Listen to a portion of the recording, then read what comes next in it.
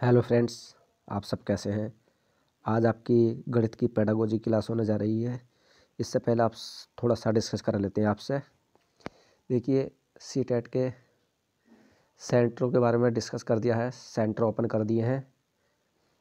CBSE NTA जो NTA परीक्षा कराती है, आप सब लोग अपना सेंटर देख लें और हो सकता है जल्दी ही वो जैसे आपकी परीक्षा वाली डेट भी घोषित कर देंगे। और जो भी आपका जिस दिन भी आपका पेपर है, अपना संयम, अपने आप को फोकस रखें और प्रश्न सही से देखा में पेपर सही से आंसर सटीक करें, क्योंकि अच्छे नंबर आपको लेकर आने हैं सीटेट में। जो भी प्रश्न सही से है, आपका सीडीपी हुआ या आपका हिंदी पेडागोजी या आपका इंग्लिश या आपका संस्कृत पेडागोजी है, सही से कोऑपरेट करना। मैथ पेडागोजी या इन्वायरमेंट पेडागोजी या सीडीपी आपकी पेडागोजी, इनको सही से कोऑपरेट करना। टारगेट रहे अच्छा, अपने आप को ज़्यादा एकदम एक्टिव रखना है, उस पर हावी नहीं होना है या उस पर उसको अपने ऊपर हावी मत होने देना जिसमें आप सदमे या रिक्स में हो। एकदम एक्टिव रहना है पेपर के लिए, खुश एकदम, क्योंकि और सर्दियों का मौसम है, सर्दी शुरू हो गई हैं, कुछ क्षेत्रों में फॉग कोहरा शुरू हो गया आना। चलिए, कुछ मैथ के पेडागोजी की प्रश्नों पर बात कर लेते हैं, किस टाइप से प्रश्न बनते हैं, किस टाइप से हमें सेंस लगाना है आंसर का सटीक जाने के लिए। और एक चीज़ रखना, आपको ध्यान रखना, आपको बता रहा हूँ मैं, प्रश्न का जो आंसर है बच्चे की तरफ होना चाहिए, ना कि टीचर की। प्रश्न का आंसर बच्चे को पॉजिटिव रहना चाहिए, ना कि नेगेटिव। ये चीज़ अगर आप बच्चे की तरफ जाएगा प्रश्न तो आपका समझ लो सटीक प्रश्न सही होगा। अगर आप टीचर की तरफ ले गए तो प्रश्न आपका गलत रहेगा। बच्चे का भला होना चाहिए उसमें, ये ध्यान रख कर आपको चलना है। जो भी ध्यान रख कर चलना है आपको। जैसे ही आपके पेपर शुरू होंगे, एक दिन पहले हम आपकी वीडियो बनाएंगे ट्रिक के लिए, कि जिसमें आपको कैसे प्रश्न, किस टाइप से आपको प्रश्न लगाने जिसमें आपका प्रश्न सही हो जाए। ये ट्रिक बहुत अच्छी है और आपको काम में आने वाली रहेगी सीटेट के लिए। चलिए, पहले प्रश्न बात कर लेते हैं गणित की पेडागोजी पे।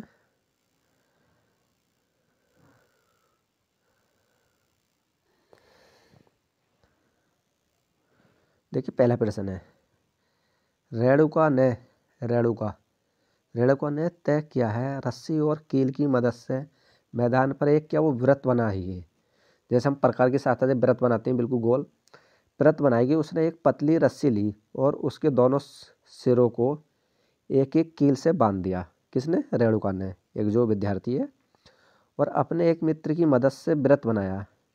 विद्यार्थी हो या टीचर हो, इसमें कहने का कुछ नहीं दिया नहीं है। व्रत बनाया दी गई, अब इन्होंने कहा है कि दी गई परिस्थिति में निम्नलिखित में से कौन सा कथन सही है। उन्होंने एक व्रत बनाया और इसकी जो परिस्थिति है, निम्नलिखित परिस्थितियों में से कौन सा कथन सही है।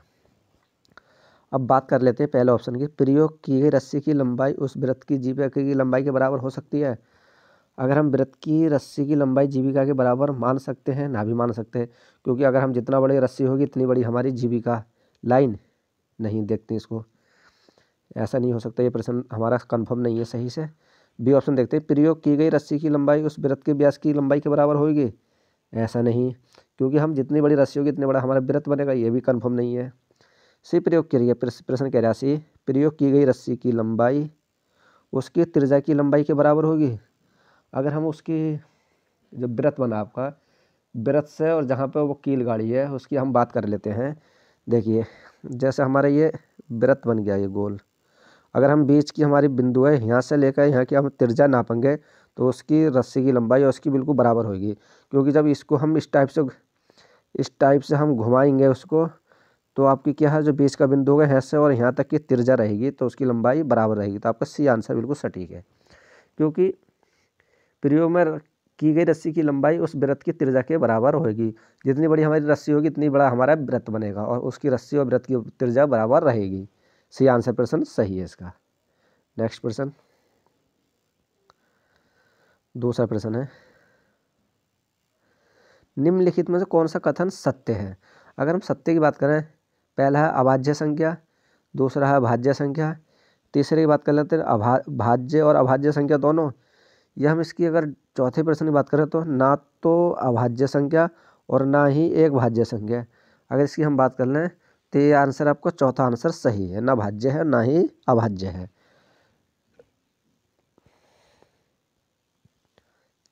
बहुत महत्वपूर्ण प्रश्न रहेंगे आपके, क्योंकि 15 नंबर का पेडागोजी मैथ का बहुत फ्री के अच्छे नंबर है। सिर्फ थोड़ा सा दिमाग लगाना, ट्रिक लगानी है भाई थोड़ी सी वैसे आपको। जिससे मैथ नहीं आता तो आप भी मैथ में 15 नंबर 16 नंबर ले आओगे, क्योंकि माइनस मार्किंग होता नहीं है।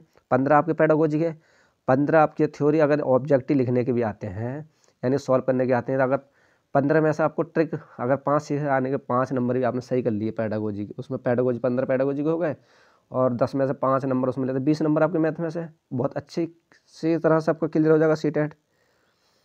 देखिए तीसरा प्रश्न, शुरुआती प्राथमिक कक्षाओं के, देखिए प्रश्न कह रहा है शुरुआती कक्षाओं के विद्यार्थियों की संख्याओं के शिक्षण के संदर्भ में निम्नलिखित में से 3 कथन दिए गए हैं। अगर हम बात कर रहे हैं पहले कि विद्यार्थी की वस्तुओं की संख्या एवं उनकी राशियों के बराबर में सोचने के लिए प्रोत्साहित करना जब वे उनके लिए अर्थपूर्ण हो। विद्यार्थियों की वस्तुओं की जो संख्या है, अच्छा सटीक नहीं मानते इसको हम। और दूसरा है हमारा अंकों के नामों को याद करके गिनती सीखने के लिए विद्यार्थियों को प्रोत्साहित करना है। ये तो अंकों को ऐसे नहीं मान सकते, इसको हम काट देते हैं। अब ये बात करें विद्यार्थियों को चल वस्तुओं से समुच्चय बनाने के लिए प्रोत्साहित करना। अगर इसको हम बात कर लेते हैं, बी तो हमने वैसे काट दिया, तो विद्यार्थी की वस्तुओं की संख्या एवं उनकी राशियों के बारे में, ठीक है, राशियों के बारे में सोचने के लिए प्रोत्साहित करना जब वे उनके लिए अर्थपूर्ण हो। शुरुआती प्राथमिक कक्षाओं के विद्यार्थियों को संख्याओं के शिक्षण में संदर्भ में कह रहा है प्रश्न। तो हम विद्यार्थियों की जो आपकी जो वस्तु हैं संख्या एवं उनकी राशि, संख्या एवं उनकी राशि के बारे में प्रोत्साहित करना, तो ये आंसर आपका सटीक है, ए आंसर सही है। और सी की बात कर रहे हैं विद्यार्थियों को चल वस्तुओं से समुच्चय बनाने के लिए प्रोत्साहित करना। अगर हम बच्चों को प्रोत्साहित करें तो ये भी सही है, सी। अगर ए सी की बात करें तो हमारा पहला ही आंसर सही है इसका, क्योंकि प्राथमिक कक्षा में छात्रों को शिक्षण संख्या का संदर्भ निम्नलिखित लगे हुए। देखिए बात कर लेते हैं, शुरू में ही बच्चा जब पढ़ने जाता है तो वो छात्रों को प्रस्तुत की संख्या और छात्रों के बारे में सोचने के लिए प्रोत्साहित करें जब या उनके लिए सार्थक हो। अगर दूसरा कर लेते हैं कि छात्रों को गतिशील वस्तुओं से समुच्चय बनाने के लिए प्रोत्साहित करें, क्योंकि छोटे बच्चे यहाँ तक कि शिशु भी अनिवार्य रूप से मात्रा की और गैर मौखिक बुनियादी होते हैं। उनको अवधारणाओं को विकसित करने के लिए या अधिक क्रम या क्रम सम्मान जोड़ना घटाना, बच्चे इनसे ज़्यादातर चीज़ें अपने आप सीखते हैं बिना किसी वयस की मदद से। नेक्स्ट प्रश्न,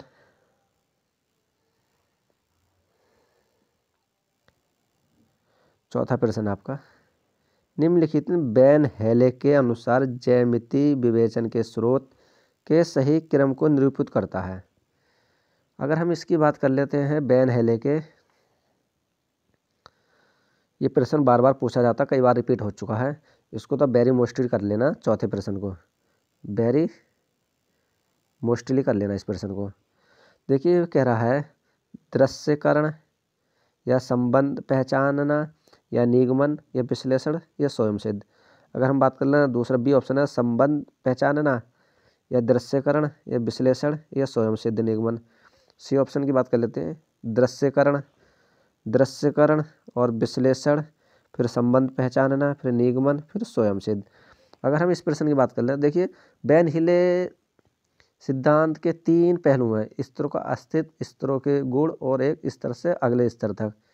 तो वैन हिले के स्तर के अनुसार निम्नलिखित कुछ 5 स्तर भी दिए गए हैं। अगर हम इसकी बात कर लें, जैसे हमारा पहला है आपका विश्लेषण,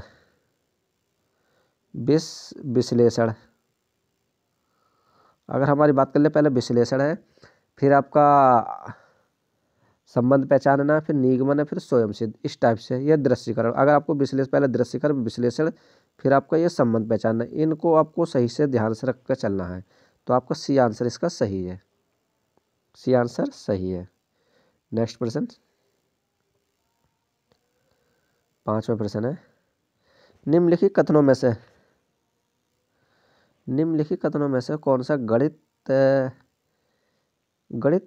गणितीय कार्यों के लिए उपयुक्त नहीं है? गणितीय कार्यों के लिए उपयुक्त नहीं है। अगर हम बात करें उपयुक्त गणितीय कार्यों से जब विद्यार्थी को चुनौती दी जाती है तब प्रयेक्षता है कि ठीक समस्या से निपटाने की उनकी क्षमता में आत्मविश्वास पूर्ण बन जाएगा। मान इन्होंने कहा है कि नहीं है, उपयुक्त नहीं है, गणितीय कार्यों से उपयुक्त नहीं है, तो ये तो है गणितीय कार्यों से। अगर गणितीय कार्य ठीक है तो विद्यार्थियों को व्यस्त संलग्न नहीं रखा जा सकता। अगर यानी गणित के कार्य ठीक है तो विद्यार्थी व्यस्त संलग्न नहीं रखा जा सकता। तो यही आंसर आपका, और सी ऑप्शन देख लेते हैं इसका। गणितीय कार्यों को विद्यार्थियों को स्वयं अधिगमकर्ता बनाने के लिए ही प्रोत्साहित करता है, ये भी ठीक है। और डी आंसर कह रहा है इसका, डी आंसर कह रहा है कि गणितीय कार्यों को समस्या को हल करने के लिए वैकल्पिक मार्गों के अन्वेषण के लिए लचीलापन उपलब्ध कराना चाहिए, ये भी सही है। तो हमारा आंसर कौन सा सही है? बी ऑप्शन नहीं है आपका, ये आंसर सटीक है इसका, क्योंकि उसमें पूछा नहीं है।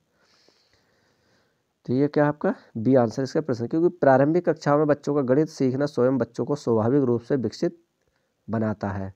गणित की प्रकृति क्या, गणित का तार्किक क्या, गणित की प्राकृतिक या गणित का सटीक क्या है, ये चीज़ बच्चों को सिखाता है।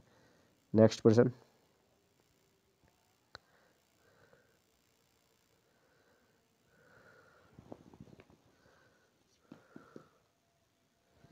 प्रश्न है आपका छठा प्रश्न है, निम्नलिखित कथनों में से कौन सा कौशल व्यक्त किया गया है जो वस्तुओं के निर्माण हेतु कारण को समझने के लिए बच्चों की सहायता करेगा? बच्चों मनोगत दो में, एक या तीन में, या 2 से 4 में, या 3 से 5 में, या 4 आदि इत्यादि सम्मिलित करता है। अगर इसकी हम बात करें तो समानता या पदानुक्रमांकी समावेशन उत्क्रमण। अगर बच्चा देखिए, बच्चा 1 से 3 या 2 से 4 या आपका 3 से 5 या 4, तो इसको कैसे क्रम करता है? अगर इसकी हम बात कर लेते हैं, देखिए पदानुक्रमित समावेशी गिनती और मात्रा का वह सिद्धांत है जो एक समझने के लिए संदर्भित करता है। पदानुक्रमित क्या है? समावेश गिनती या मात्रा का सिद्धांत है। किसी भी संख्या से पहले की सभी संख्या किसी अन्य चाइनीज संख्याओं को व्यवस्थित करता है। अगर इसकी हम बात करें कि इससे क्या होता है, बच्चे की जो मानसिक रूप से 2 में से 4 या 3 से 4 या 5 से 6 इस टाइप से श्रेणीबद्ध समावेशन चलता है, जिससे बच्चा समझने में मदद करता है। तो इसकी हम बात कर ले तो बी आंसर इसका सही है। नेक्स्ट प्रश्न, 7वां प्रश्न, प्राथमिक गणित कक्षा में विभिन्न भिन्नों की अवधारणाओं के परिचय के लिए निम्नलिखित रणनीतियों में से कौन सी अति उपयुक्त है?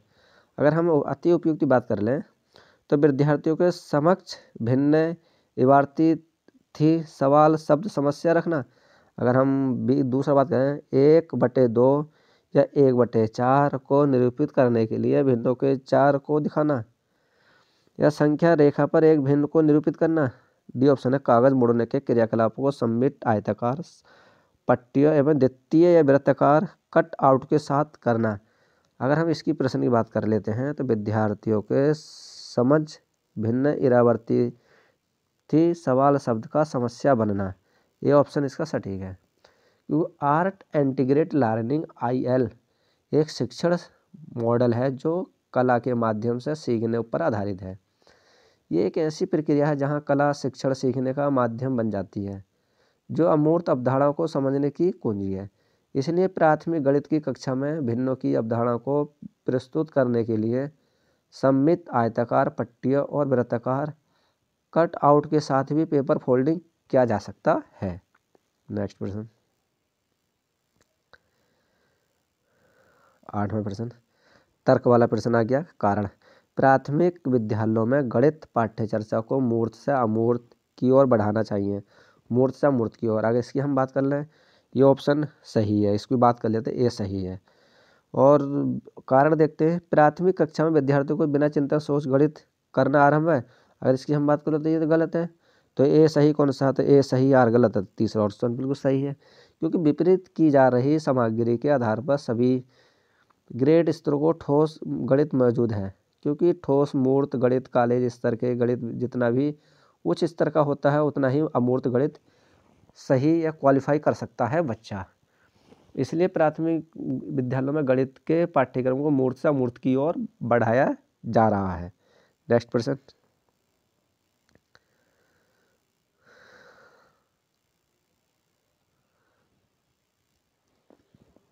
राष्ट्रीय पाठ्यचर्या रूपरेखा 2005 के अनुसार गणित में कक्षा पर आधारित आंकलन के बारे में कौन सा कथन अति उपयुक्त है? अगर हम अति उपयुक्त की बात कर लेते हैं, पहले प्रश्न की बात कर लेते हैं, इसे सिर्फ विद्यार्थियों के मोहल्ले कान के लिए नहीं करना चाहिए, बल्कि तृतीय पुष्टि प्रदान करने में शिक्षण अधिगम की प्रक्रिया को सुधारने के लिए भी करना चाहिए। अगर इस प्रश्न की बात कर लेते हैं, हमारे हिसाब देखिए ये सिर्फ विद्यार्थियों के मोहल्ले या कान के लिए नहीं सही है करना चाहिए, बल्कि ये तृतीय पुष्टि प्रदान करने में शिक्षण अधिगम की प्रक्रिया को सुधारने के लिए भी करना चाहिए। अगर इसकी हम बात कर लें, देखिए राष्ट्रीय पाठ्यचर्या रूपरेखा 2005 के अनुसार गणित के कक्षा आधारित मूल्यांकन के बारे में सबसे उपयुक्त कथन यह है कि यह केवल छात्रों के मूल्यांकन के लिए नहीं किया जाना चाहिए, बल्कि अंत क्रिया प्रदान करने या शिक्षण अधिगम को सुधारने के लिए, बेहतर बनाने के लिए ये किया जाना चाहिए। तो ये आंसर इसका आपका सटीक है। नेक्स्ट प्रश्न,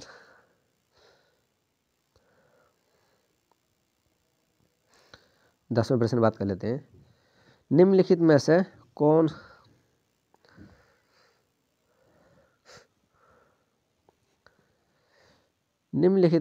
सा कथन प्राथमिक स्तर के अधिगमकर्ताओं में गणित अधिगम के बारे में सही है? अगर हम बात कर लेते हैं, ऑप्शन दे रखे हैं इसमें, बच्चे विद्यालय में गणित के बारे में कुछ विचारों या मतों के साथ आते हैं, ये सटीक आंसर, इसको मान लेते हैं सही है। बी ऑप्शन देखते हैं, विद्यालय आने से पहले गणित के बारे में बच्चों के विचार या मत स्कूली गणित के लिए असंगत होते हैं, ये नहीं। बच्चों में दिक् स्थान संबंधी समझ केवल ज्यामिति के अध्ययन के दौरान विकसित होता है, ये भी नहीं। डी ऑप्शन देखते हैं, प्राथमिक कक्षा के बच्चे अपने परिवेश में आकृतियों को पहचानने में सक्षम होते हैं।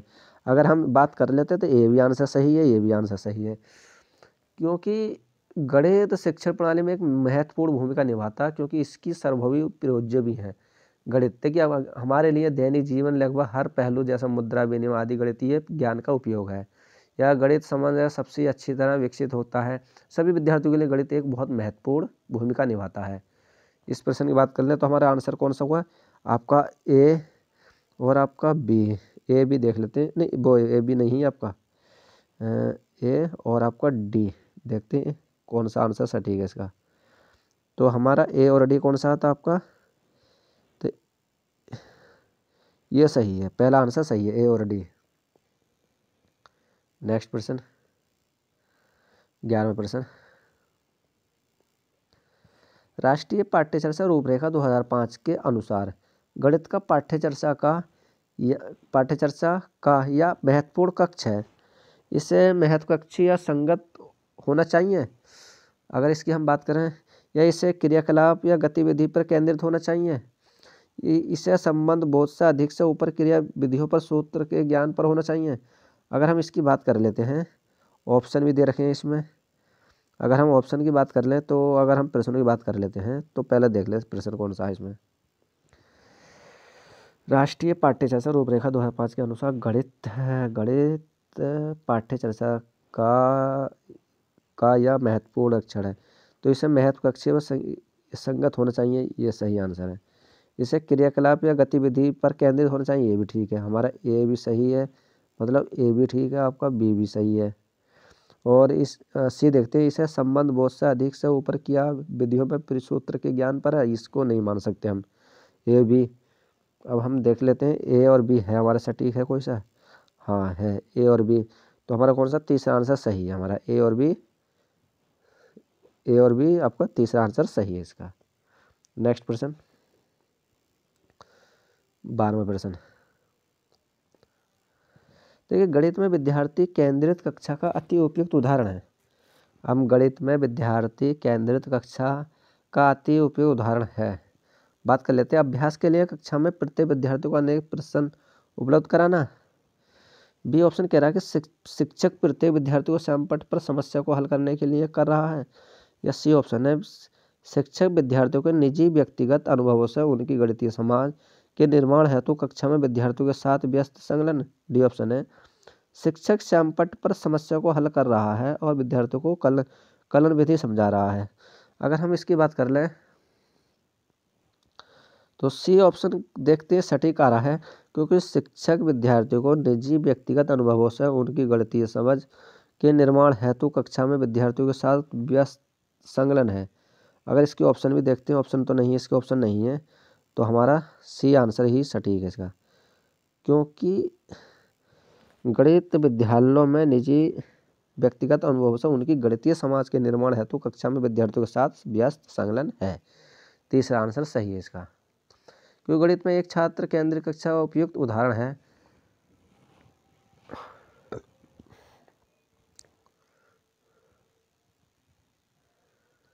नेक्स्ट क्वेश्चन,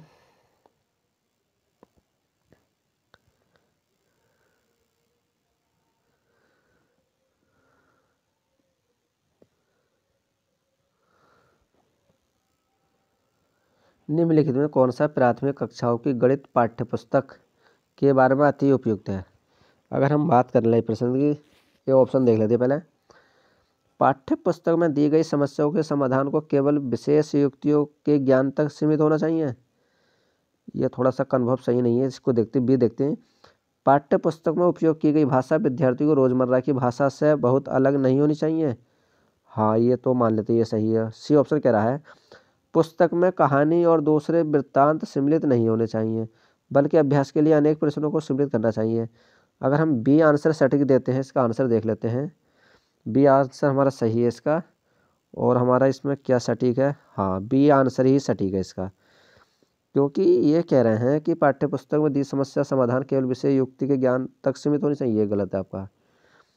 और पुस्तकों में कहानी और दूसरे वृत्तांत सीमित नहीं होने चाहिए, ये गलत, सभी होने चाहिए। तो बी आंसर सही है, क्योंकि पाठ्य पुस्तक में उपयोग की गई भाषा विद्यार्थी को रोजमर्रा की भाषा से जुड़ी बहुत ही अलग नहीं होनी चाहिए, उसी से रिलेटिव होनी चाहिए। क्योंकि प्राथमिक कक्षाओं के गणित की पाठ्यपुस्तक में प्रयोग की जाने वाली भाषा छात्रों के दैनिक बातचीत से ही दूर नहीं की जानी चाहिए। नेक्स्ट प्रश्न, 14वां प्रश्न, निम्नलिखित में से कौन सा गणित के शिक्षण एवं अधिगम की प्रक्रिया से संबंधित नहीं है। अगर हम प्रक्रिया से संबंधित नहीं है, अगर हम इसकी बात कर लेते हैं तो प्रश्न क्या कह रहा है आपका, अमूर्तन या अन्वेषण या आपका स्टत्मीकरण या ऑप्टिमाइजेशन या रख कर याद करना। इस प्रश्न की बात कर लेते हैं तो याद रटने की विधि से जुड़ी प्रक्रिया है, जिसे गणित जैसे विषय में नकार दिया गया है, क्योंकि गणित रट कर नहीं, डेली करना एक्सपीरियंस मांगता है। ये रखना एक निष्क्रिय प्रक्रिया है और इसे किया जा सकता है जहां आप पूर्व की घटनाओं को जानते हैं और फिर उसके अनुसार उत्तरों को याद करते हैं। लेकिन यह विधि ऐसी स्थिति है जो आउट इन नहीं कर सकती, जहां आप नहीं जानते ये वास्तव में प्रश्न या पूछेगा। अगर हम इसकी प्रश्न की बात कर लें तो ये यानी रख कर याद करना चाहिए। डी आंसर नहीं है। पूछा है कि निम्नलिखित में से कौन सा गणित के शिक्षण एवं अधिगम की प्रक्रिया से संबंधित नहीं है, तो ये डी आंसर संबंधित नहीं है। बाकी अमूर्तन, अन्वेषण, स्तामीकरण, ऑप्टिमाइजेशन, ये आंसर बिल्कुल सब सही है इसके। नेक्स्ट प्रश्न, 15वां प्रश्न है, निम्नलिखित में से कौन सा पोलिया के समस्या समाधान है तो प्रतिरूप मॉडल का चरण नहीं है। अगर मॉडल का चरण नहीं है, अगर हम इस प्रश्न की बात माने कर लेते हैं तो जॉर्ज पोलिया ने समस्या समाधान के लिए अपनी 4 चरण रीति या प्रक्रिया अपनाई थी, जिसका उपयोग हमें समस्या समाधान के लिए किया जाता है। हम पहले की बात कर लेते हैं। चरण पहला है, पहला चरण क्या गया, समस्या को समझें। पहला चरण क्या गया, समस्या को समझें। दूसरा चरण है आपका दूसरा चरण कहता है एक योजना तैयार करें और अनुवाद करें। दूसरा चरण। तीसरा चरण कहता है हमारा, तीसरा चरण कह रहा है आपका कि योजना को पूरा करें और हल करें।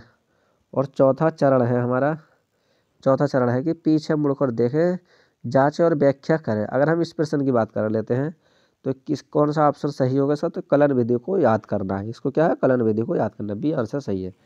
पहला चरण है कि समस्या को समझें, दूसरा चरण है एक योजना तैयार करें और अनुवाद करें। अगर तीसरे चरण की बात करें तो योजना को पूरा करें और हल करें। चौथे प्रश्न की हम बात कर लेते हैं, तो पीछे मुड़कर देखें जांचें और व्याख्या करें। तो कौन सा आंसर सही है इसका? बी आंसर इसका सही है, क्योंकि इसमें इसको हम क्या कहेंगे, कलन विधि के बारे में इससे ही कहेंगे कि कलन विधि को अपनी जांचें और अपना आंसर सही करें। नेक्स्ट प्रश्न है आपका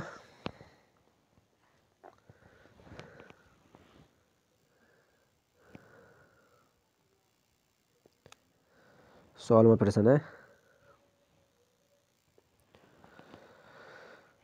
16वां प्रश्न है कि निम्नलिखित में से कौन सा संरचनात्मक कक्षा का महत्वपूर्ण लक्षण है। अगर हम बात कर लेते हैं 16वें प्रश्न का पहला आंसर देखते हैं। पहला क्या कह रहा है, छात्र हल दिए हुए उदाहरणों के आधार पर पाठ्य पुस्तक में दिए हुए प्रश्नों को हल करें। अगर इसकी हम बात कर लेते हैं,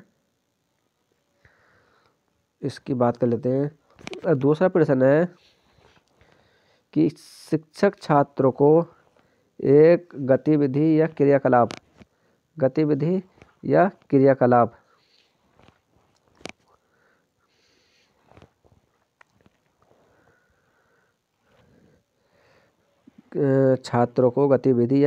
करने के निर्देश दे रहे हैं और छात्र शिक्षक द्वारा समझाई गई गतिविधियों को दोहरा रहे हैं। अगर हम सी ऑप्शन की बात कर लेते हैं, सटीक है मगर पूरा सही सटीक आंसर नहीं है इसका। छात्र को उन्हें दी गई विभिन्न वस्तुओं को उनके गुण जैसे रंग, आकार, आकृति, भार आदि के अनुसार छांटने के लिए कहा गया है। संरचनात्मक कक्षा का महत्वपूर्ण लक्षण क्या है? छात्रों को उन्हें दी गई विभिन्न वस्तुओं को उनके गुणों जैसे रंग, आकार या आकृति, भार आदि के अनुसार छांटने को कहा गया है। डी ऑप्शन है कि छात्र श्यामपट्ट या ब्लैक बोर्ड पर हल किए गए प्रश्नों को अपनी कॉपी में देखकर उतारने में व्यस्त हैं।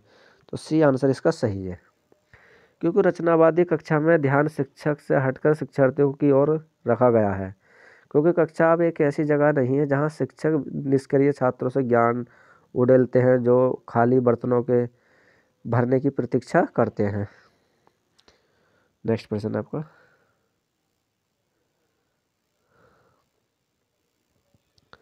देखिए, जो आपका मैथ की पेडागोजी इस टाइप के प्रश्न पूछे जाते हैं। सिर्फ थोड़ा सा समझना है कि आंसर जो भी जाना है आपके बच्चे की तरफ जाना है, टीचर की तरफ आंसर नहीं जाना चाहिए। बच्चे की तरफ सटीक होना, जब आपका आंसर पेडागोजी अच्छा रहेगा प्रश्न, ये ध्यान आपको रख के चलना है। बहुत इजी प्रश्न है मैथ के पेडागोजी के। थोड़ा अगर आपने पेडागोजी कर ली और 5 नंबर बोली, 20 नंबर आप मैथ में करेक्ट लिया होगे। चलिए दूसरा प्रश्न है वो 17वां, निम्नलिखित में से कौन सा प्राथमिक कक्षा की पाठ्यपुस्तक का महत्वपूर्ण लक्षण है। अगर हम बात कर लें तो संकल्पनाओं को बच्चों के दैनिक जीवन के अनुभवों से जोड़ना जाना चाहिए। अगर यानी संकल्पनाओं के बच्चों को दैनिक जीवन के अनुभवों को जोड़ा जाना चाहिए। अगर इसकी हम बात कर लेते हैं प्रश्न की, तो आपका दूसरा प्रश्न कह रहा है कि संकल्पनाओं को केवल गणित भाषा एवं चिन्हों के प्रयोग द्वारा समझाना चाहिए। गणित भाषा केवल चिन्हों का ये नहीं हो सकता। चलो देखते हैं इसको, अभी सही से हम कन्फर्म नहीं कर सकते। सी ऑप्शन कह रहा है औपचारिक संकलन विधि के प्रयोग द्वारा प्रश्नों को हल करने पर बल देना चाहिए। अगर हम इसकी ऑप्शन की बात कर लेते हैं, ऑप्शन बी है इसके। अगर हम ऑप्शन की बात कर लें तो बात कर लेते हैं कि संकल्पनाओं को बच्चों के दैनिक जीवन के अनुभवों को जोड़ा जाना चाहिए। चलो ये मान लेते हैं ये ठीक आंसर है। और कलन विधि के प्रयोग को हल करना नहीं। डी ऑप्शन कह रहा है जब भी संभव हो संकल्प नाव को मूर्त उदाहरणों के साथ प्रयुक्त कराना चाहिए। तो आपका ए आंसर और आपका डी आंसर, ये आंसर सटीक है। ए और आपका डी, डी। तो अगर हम इसकी बात कर लेते ए और डी कौन सा है, ए और डी, तो आपका चौथा आंसर सही है। चौथा आंसर सही है, ए और डी आंसर सही है इसका। नेक्स्ट प्रश्न है आपका 18वां, निम्नलिखित में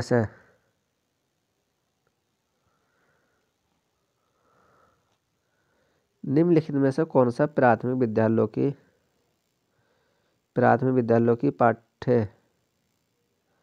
प्राथमिक विद्यालयों की पाठ्य चर्चा का भाग या हिस्सा नहीं है। एसिलेशन या भिन्न या रैखिक समीकरण। रैखिक समीकरण या आपका नियमित द्विभिन्न प्रकृति। अगर हम इसकी बात करें तो प्राथमिक विद्यालयों के पाठ्यचर्चा रूपरेखा का भाग है। एसिलेशन भी है, भिन्न भी है आपका, और नियमित द्विभिन्न आकृतियाँ भी है। तो इसकी हम बात कर लेते हैं इस आंसर की। तो हमारा सी आंसर सही है, क्योंकि ये नहीं है, आपका सी आंसर नहीं है।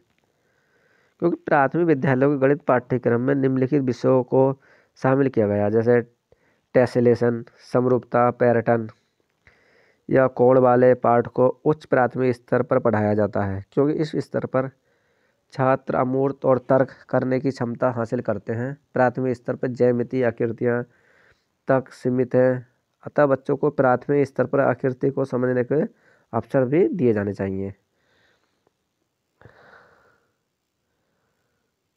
नेक्स्ट प्रश्न है 19वां प्रश्न।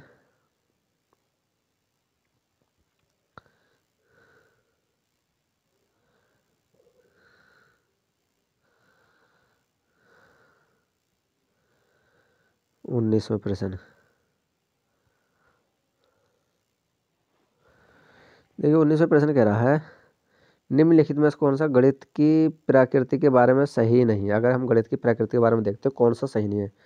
गणित संकल्पनाओं पदानुक्रमांक के अनुसार होनी चाहिए। अगर इसकी बात करें तो ये तो ठीक है। गणित आगमनिक विवेचना पर आधारित है, ये भी ठीक है। इसको मान लेते हैं, ये भी सही है, ये भी सही है। गणित संकल्पना प्रकृति में अमूर्त है, नहीं, मूर्त से अमूर्त है, ये गलत। और ये देखते हैं गणित का डी ऑप्शन देखते हैं, गणित का अपना चिन्ह, शब्द और भाषा का समुच्चय है, हाँ ये भी ठीक है। तो हमारा सी ऑप्शन नहीं है, तो ये आंसर सही है, क्योंकि पूछा है कि सही नहीं है, ये आपका आंसर पूछा नहीं है, तो नहीं, आपका ये नहीं है। क्योंकि देखिए बात कर लेते हैं गणित की प्रकृति।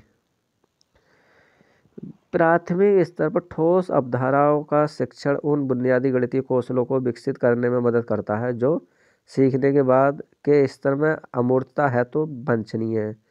दूसरा ऑप्शन कहता है इसमें कि गणित शिक्षा में बहुत महत्वपूर्ण भूमिका निभाता है, क्योंकि इससे सार्वभौमिक प्रयोज्यता या अर्थात हमारे जीवन में हर जगह मौजूद या जो भी हम मान लेते हैं सभी के जोड़ भाव कुछ भी, तो उसके लिए बहुत महत्वपूर्ण भूमिका निभाता है। गणित का शिक्षण गणित मूर्त से अमूर्त की अवधारणाओं की ओर बढ़ाता है। देखिए मूर्त से अमूर्त की ओर, इसमें कहा आपका अमूर्त, यही तो हमारा गलत है। मूर्त से अमूर्त की ओर अवधारणा की ओर बढ़ाता है, जिसमें प्राथमिक कक्षाओं में गणित अवधारणा प्राकृतिक मूर्त होती हैं। नेक्स्ट कह रहे हैं, इन्होंने कहा कि फिर हम गणितीय यानी कि कक्षाओं को गणित की अमूर्त विधारों को और गणितीय अवधारणाओं को, जैसे हम किसी भी भाषा को लिखने बोलने के लिए प्रयोग करते हैं, वैसे हम गणित का भी अपने जीवन में डेली उपयोग करते हैं। नेक्स्ट प्रश्न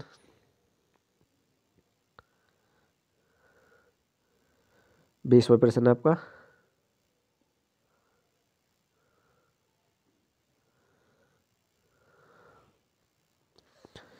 देखिए जब 6050 को अंकों में लिखने के लिए कहा गया तो एक छात्र ने उत्तर 650 लिख दिया। निम्नलिखित कथनों में से कौन सा दिया गया संदर्भ में अति उपयुक्त कथन है। अगर हम इसकी बात कर लेते हैं, अति उपयुक्त बात कर लेते हैं, तो ये ब्रह्म सेहानी 6050 से और 650